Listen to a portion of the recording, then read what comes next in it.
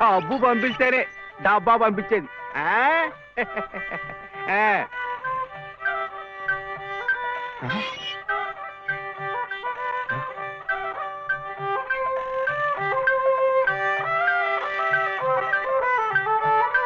అయ్యో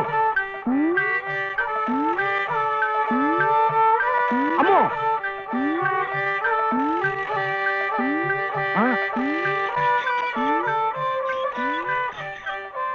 ఎరా ఇప్పుడు దాకా పడుకునుండు. ఎవరు మెత్తయా చిట్టా మరెవరు? ఎద్దు. ఎద్దా? ఎద్దు ఇప్పుడు దాకా నిద్రపోయింది, ఇప్పుడే లేచి తిరుగుతోంది పాపం. ఇట్ట అరుస్తే మళ్ళీ పడుకుంటుంది, ఇంకా నూనె ఉండదు గీనె ఉండదు. ఇంకా ఉషేమిట్రా? నీ కాళ్ళు చేతులు విరిచి గానుగలు వేసి చెప్ప. అగో అగో అగో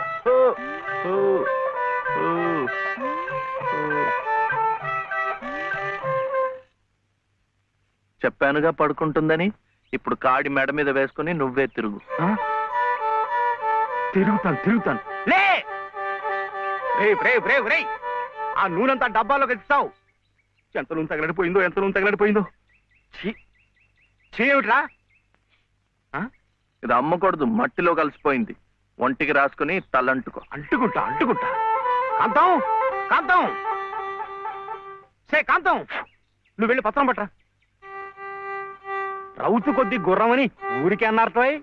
బుర్రలేని వెధవ కూర్చున్నాడని తెలిసి అది వెనక్కి తిరిగి తెచ్చింది. ఇది అలవాటై రేపు నేను కూర్చున్నా వెనక్కి తిరిగి తెచ్చి నన్ను వెధవం చేస్తుంది. ఏమిటైది? నేను తెమ్మన్నానా? నా నెత్తిరేసి కొట్టు. పత్రం కాదు, పత్రం, స్టాంప్ పేపరు పట్ట. మళ్ళీ సంతకం పెట్టాలా మావయ్య? అవును. నేను పెట్టను. ఎందుకని?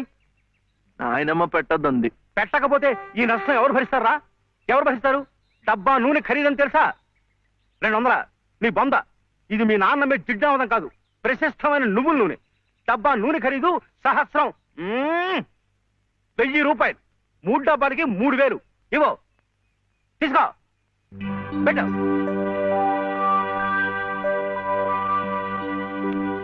ఇది పెట్టిందే, ఇది పెట్టిందే, ఇది కూడా పెట్టింది. ఇది పెట్టు. ఏమి కాదు, మళ్ళీ సంతకం పెడుతున్నావా? మావయ్యకు చాలా నష్టం వచ్చిందట, 3 సహస్రాలు. ఎవరు చెప్పారు? ఏమయ్యా రే లే, మళ్ళీ ఇలాంటి సంతకాలు పెట్టావంటే ఒళ్ళంతా బాధలు పెడతా, జాగ్రత్త. నష్టం వచ్చిందట, నష్టం. ఇంతవరకు ఆయన గారు పెట్టించుకున్న సంతకాలు చాలు. నువ్వు జన్మంతా తప్పులు చేసినా ఆయనకేం నష్టం రాదు. వెళ్ళి స్నానం చేసినప్పుడు. ఏమిటండి మీరు కూడాను? ఎంత నష్టాన్ని భరించమంటారు? నిండా ముంచేస్తుంటాను. నిక్షేపం లాంటి నువ్వులోనే పిల్ల కాలంలో ఎలా ప్రవేశిస్తుంది చూడండి. పద్దు రాయద్దు. పద్దు నువ్వు కాదయ్యా రాయాల్సింది, నీ పాపాల పద్దు నేను రాయాలి. నా ఇల్లంతా హక్కు భక్తం చేసుకున్నందుకు రాయాలి. వాడి పొలం చేస్తున్నానన్న పేరుతో ఎక్కడికక్కడ పందికొక్కులా మెక్కుతున్నందుకు రాయాలి. నా బిడ్డ పోయిన 3 నెలలకే మళ్ళీ పెళ్లి చేసుకుని మమ్మల్ని ఎలా హింస పెడుతున్నావని రాయాలి. అనంత గారు అనండి. ఇంతకాలం మీ ఇంటి కుక్క కాపలా కాస్తున్నందుకు మీరు అనాల్సిందే, నేర్పడాల్సిందే. ఊరికి నేను ఎందుకంటారయ్యా? పాపాలు చేస్తుంటే అంటారు. మనిషికి ఒక మాట. గొడ్డుకో దెబ్బని నన్ను గొడ్డంటావా? చూసువా, సతీ తులసి లాంటి దాన్ని నా నోటితో ఆ మాట అనగలనా? పిన్ని గారు సామెత మర్చిపోయారేమో అని. నువ్వు సతీ తులసి సరే. ఏమిటా చెప్తాను? ఇంట్లో ఎవరున్నారు? సతీ సావిత్రి లాంటి దాన్ని నన్ను అనుమానిస్తున్నారా? లోపల శబ్దాలు అవుతుంటే సత్యవంతుడికైనా సరే అనుమానం.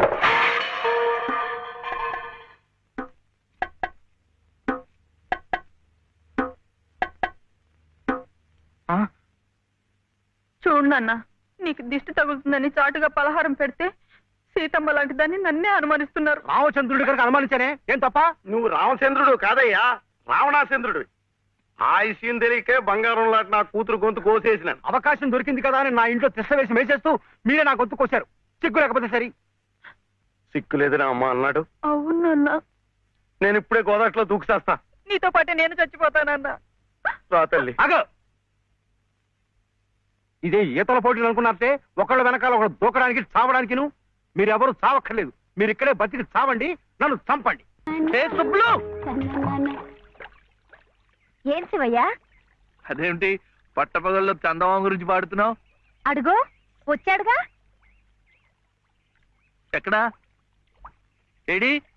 నువ్వే. ఏ కాదా? గుండ్రటి మొహం, చక్రాల్లాంటి కళ్ళు, ఎన్నెలల్లే నవ్వు. అయితే పాడుకో. ఏ శివయ్య, కాస్త ఇటొచ్చి ఈ ప్రద్దెళ్ళు అందడం లేదు. వీపు అందకుండా ఎందుకు పెట్టుకున్నావు? మీ ఆడాళ్ళతో ఎప్పుడు ఇదే గొడవ. ఏమైంది? అవును, వెంకటస్వామి తాళ్ళిబొట్టు తీసుకురాగానే నీకు పెళ్లి అయిపోతుంది అన్నమాట. ఎట్టా అవుద్దయ్యా, నాకంటే పెద్దాడివి, నీకే కంది. నన్ను చేసుకోనందిగా, ఇంకెట్ట అవుతుంది? ఎవరంది? మా మావయ్య కూతురు చిట్టి. బంగారు కొండవి, నిన్న అంది. ఎందుకంది? మా నాయనమేమో శివయ్యని నీ మొగుడు చిట్టి అంది. చిట్టేమో నేను నీ పెళ్ళానా బావా అని నన్ను అడిగింది. నాకేం తెలుసు, నానమ్మ నీ అడుగు అన్నాను. అన్నిటికీ నానమ్మ అనేవాడికి పెళ్ళందుకు అని చెప్పి నా తల మీద మొట్టకాయ వేసి వెళ్ళి ఓసి పిచ్చి మొద్దా, మంచి పని చేసిందిలే. ఇదిగో ఓ మంచి లగ్గం చూసాయి, మన ఇద్దరం మనవాడేద్దాం.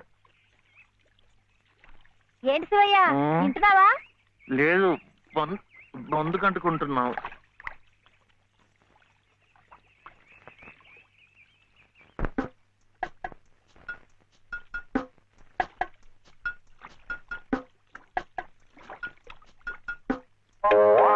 ఏం శివయ్య, పెళ్ళనగానే చేతికేదో కరెంట్ వచ్చినట్టుగా ఉంది.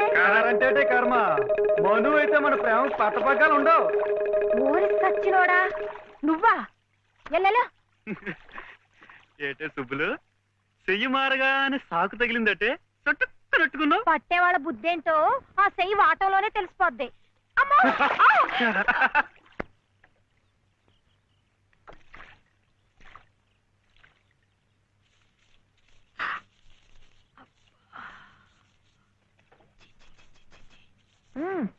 పొద్దున్న ఏ మొహం పడితే ఆ మొహం చూడకు.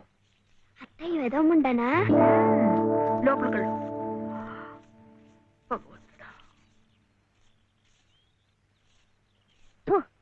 పొద్దున్నే నీకెందుకులే మా పళ్ళు, అవి అక్కడ పడేసి లోపలికి వెళ్ళు. పర్వాలేదులే వదినా, ఇందులో తప్పే ఉంది. తప్పే ఉంది అని నిలదీసి అడిగితే నేనేం చెప్పను? నిన్న పొద్దున్నే నీ మొహం చూశాక ఆ పక్కింటి ఆయన కాలు జారి పడ్డాడట. వాళ్ళ ఆవిడ ఒకటే తిట్టిపోసింది. పొద్దునే లేచి ఎవరైనా కాస్త మంచి మొహం చూడాలనుకుంటారు పాపం. ఏమే నీళ్ళు, నువ్వు వెళ్ళి కాస్త కాఫీ పని చూడమ్మా. వెళ్ళు.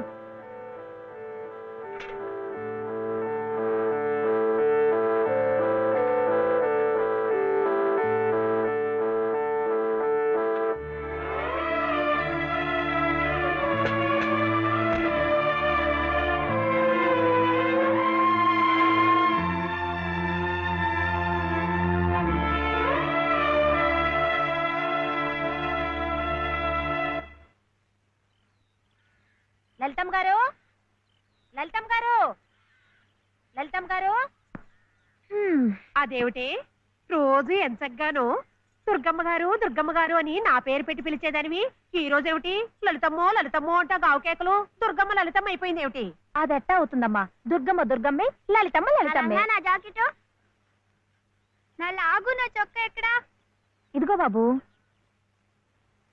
తమ చీరలు 2 రాసుకోండి. ఒరే చెంప అక్కడ పెట్టరా.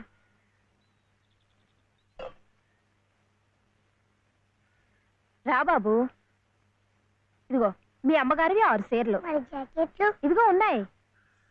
ఇవి నీ చట్లు నిక్కర్లు, జాగ్రత్తగా పట్టుకెళ్ళు. అమ్మో ఇన్ని బట్టలే? మొగుడుతో కాపురం చేసే నేనే ఒంటి మీద బట్ట రాతి మీద బట్టతో అఘోరిస్తున్నాను. మొగుడు లేని ఇవిడి గారికి అమ్మా రేవు 6 చీరలే. ఇట ఈ స్త్రీలకి స్త్రీలకి ఆయన గారి సంపాదన అంతా తగలేస్తే నేను నా బిడ్డలు అడుక్కు తినాల్సిందే. చిచ్చి మీ బట్టలే అనుకున్నాను, మీ మనసు కూడా నీరకాయ పట్టి మురికెత్తిపోయింది. ఒక్కసారి మీ ఆయన గారు ఉడకేసి ఇస్త్రీ చేస్తే నా స్వామి రంగా. ఏమిటే గొడుగుతున్నావు? అబ్బే ఏం లేదమ్మా. అయినా మీరు కూడా ఏందమ్మా, దేవుడు ఏదో చిన్న చూపు చూడబట్టి ఆవిడ మీ ఇంటికి వచ్చింది గాని నిన్నటిదాకా ఆవిడ లక్షణంగా బ్రతికిన మనిషేగా. అంటావు మధ్యలో నీ సమయం పోయింది. బట్టలు ఎక్కువేస్తే డబ్బు బాగా గుంజొచ్చని నీ ఆలోచన. ఆవిడ గారి బట్టలకి మీరేం డబ్బు ఇవ్వక్కర్లేదులేండి. పుట్టాడు కష్టంలో ఉంది. ఆవిడికి ఈ పాటి సాయం చేస్తే పుణ్యమైనా దక్కుద్ది. ఆహా, అంత పుణ్యం కావాలంటే నీ కొంపకి తీసుకెళ్లి నెత్తిన పెట్టుకు పూజించు ఈ సంతని. ఆవిడ రావాలే గాని ఆ మాత్రం అన్నం పెట్టలేకపో. మా కొంపలు ఇరుక్కు కావచ్చు కానీ మా మనసులు ఇరుక్కావు. మనసులు గుండెలు కోసి పెడితే సంతోషపడే ఘటాలు కావు. ముప్పుద్దులా మేపినా మనుషుల్ని పీక్కు తినే రకాలివి. అమ్మా అమ్మ అన్నం పెట్టవా? వచ్చి భుంచొద్దు గాని పద, బడికి టైం అవుతుంది. ఏమ్మా, పిల్లాడికి అన్నం పెట్టకుండానే స్కూల్కి పంపుతున్నావు? మాటంటేనే మూతి విరుపులైతే చాలా కష్టం. ఈ పూటైతే మానిపించావు, మధ్యాహ్నం తప్పుతుందా, సాయంకాలం తప్పుతుందా, రాత్రికి తప్పుతుందా? ఈ ఒక్క పూట ఆదా చేస్తే మాకేం మిగిలేదు లేదు. శుభ్రంగా కూర్చోపెట్టి వెళ్ళవయ్యా, వెళ్ళు. అది కాదు దనా, నిన్న పొద్దున అన్నం తిని కక్కుకున్నాడు, అందుకని. పడ్డలేదంటే ఇడ్లీలు బొడ్లీలు చేస్తాననుకుంటున్నావేమో. 3 రోజులు అన్నమైనా కుండలో వేస్తే ఎగబడి తింటారు నా బిడ్డలు. వేడు అలవాటు చేసుకుంటాడులే వదినా.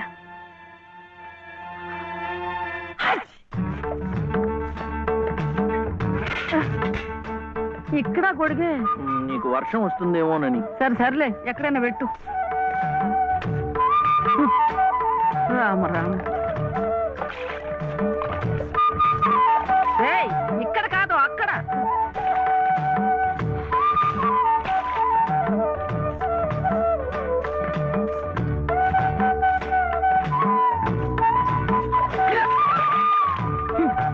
రామచంద్ర,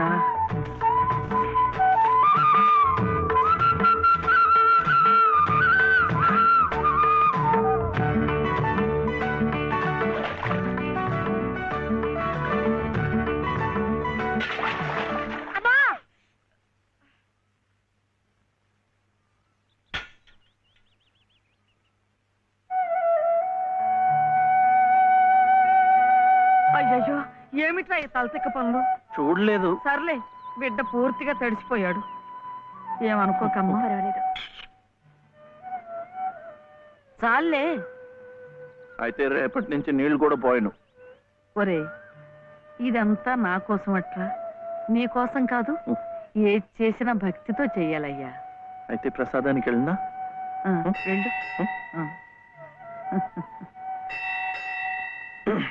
ఓం రాజాతిరాజాయ ప్రసహ్య సాహినే నమో వయం వై శ్రవణాయ కుర్మహే సమే కామాం కామ కామాయ మహ్యం కామేశ్వరో వై శ్రవణో దదాతు.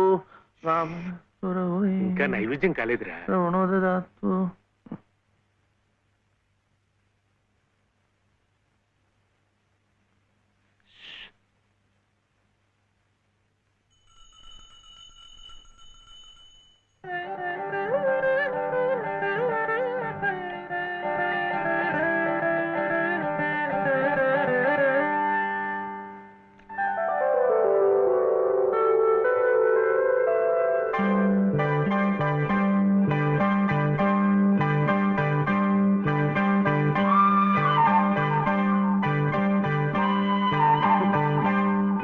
చూస్తున్నానండి, మీరు తినకుండా అంతా బాబుకే తినిపిస్తున్నారు. తీసుకోండి. నాకు లేదనా? నేను మళ్ళా అడిగితే ఇస్తారు. ఈ గుడి మాకు బాగా తెలుసు. నేను మా నానమ్మ రోజు వచ్చి ఇదంతా కడిగి ముగ్గులేస్తాంగా. తీసుకోండి, తీసుకోండి. తీసుకోమ్మా. అసలు దేవుడు గర్భగుడిలో ఉంటే వీడు ఊరేగింపుకు వెళ్లే ఉత్సవ విగ్రహం లాంటి వాడు. పుణ్యమే. రాజమ్మా, ఆ అమ్మాయి ఎవరో తెలుసుగా? మన చలపతి చెల్లెలు లలిత. అలాగా, నేను గుర్తుపట్టలేదు.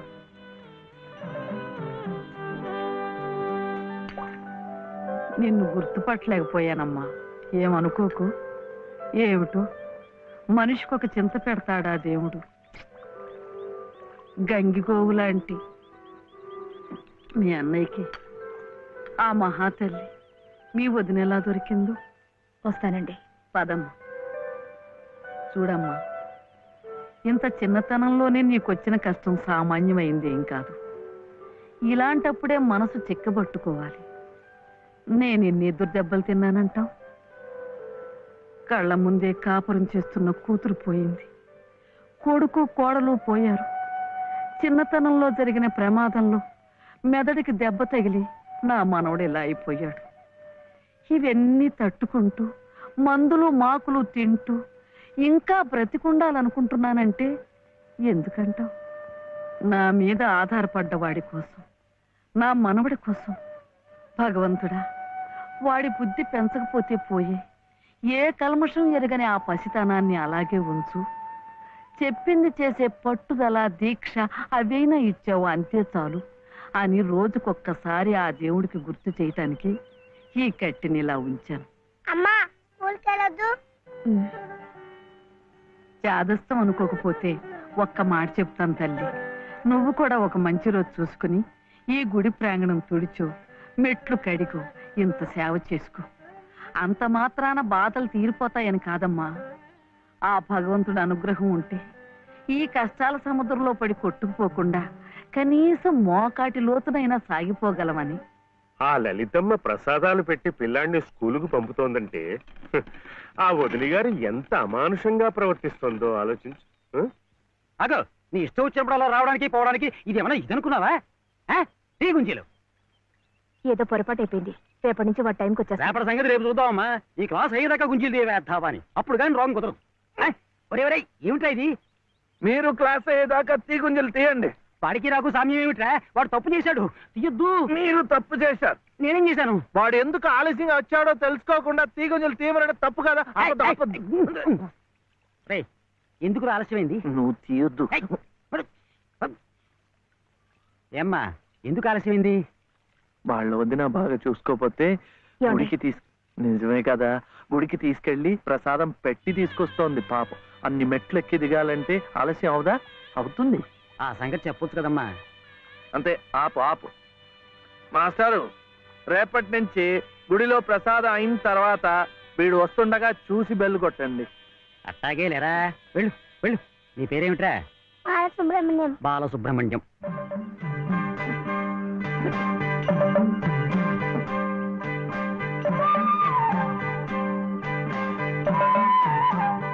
తెలిసిందిలేండి, మీ పేరు లలిత, నా పేరు చెప్పనా, వీర వెంకట సత్య శివసుందర రామయ్య. మీ పేరులో 3 అక్షరాలే, లలిత. నా పేరులో 3 ఉన్నారు. వీర వెంకట సత్య అన్నవరం స్వామి, శివ నేను, సుందరరామయ్య మా తాతయ్య. మరి మీ పేరులో ఎవరున్నారు? ప్రస్తుతానికి నేను, మా బాబే.